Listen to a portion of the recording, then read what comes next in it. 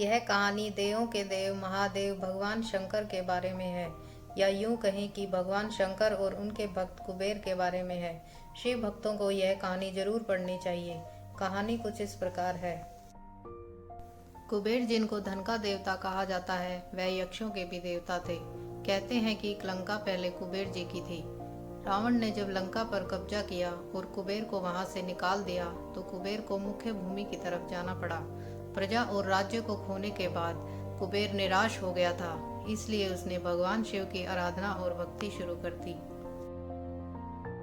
इस तरह से कुबेर एक शिव भक्त बन गया। कुबेर ने कड़ी तपस्या की और भगवान शिव को प्रसन्न किया। भगवान शिव ने उसकी तपस्या से प्रसन्न होकर उसे एक नया राज्य दिया और संसार का सारा धन उसको दे दिया। इस तरह से कुबेर धन का देवता बन गया और लोग धन और कुबेर को एक समान मानने लगे। संसार का सबसे धनी व्यक्ति बनने के बाद कुबेर भगवान शिव को कीमती वस्तुएं चढ़ावे के तौर पर चढ़ाने लगा। धीरे धीरे उसे लगने लगा कि वह शिव का इतना महान भक्त है कि इतनी सारी बहुमूल्य वस्तुएं भगवान शिव को चढ़ाता है। लेकिन सच तो यह था कि भगवान शिव ने कभी भी उसकी चढ़ाई विभूति के अलावा किसी और वस्तु को छुआ तक नहीं था। कुबेर को यह लगने लगा था कि वह भगवान के लिए कुछ भी कर सकता है और उन्हें जो चाहिए वह दिलवा सकता है। कुबेर एक बार भगवान शिव के यहाँ पहुँचा और उनसे कहा, मैं आपके लिए कुछ करना चाहता हूँ, आप मुझे बताइए मैं आपके लिए क्या कर सकता हूँ। भगवान शिव ने कहा, तुम मेरे लिए कुछ भी नहीं कर सकते, क्योंकि कुछ करने के लिए मेरी कोई आवश्यकता है ही नहीं। लेकिन कुबेर शिव जी से बहुत आग्रह करने लगा कि वह उनके लिए कुछ करना चाहता है।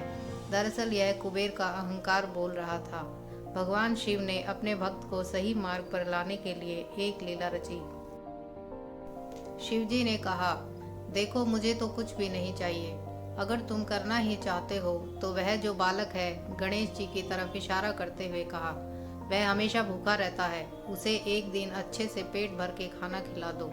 बस मेरे लिए इतना ही काफी होगा।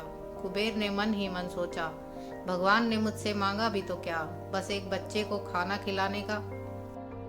यह सोचकर कुबेर गणेश जी को अपने साथ भोजन कराने के लिए ले गया। शुरू में कुबेर ने अपने कुछ रसोइयों द्वारा खाना बनाकर गणेश जी को स्वादिष्ट भोजन परोसे, लेकिन जब उसने देखा कि गणेश जी तो खाते ही जा रहे हैं, तो उसने सैकड़ों रसोइयों को बुलाकर प्रचुर मात्रा में खाना बनवाना शुरू कर दिया। एक तरफ खाना बनता जा रहा था और दूसरी तरफ गणेश जी उसे खाते जा रहे थे।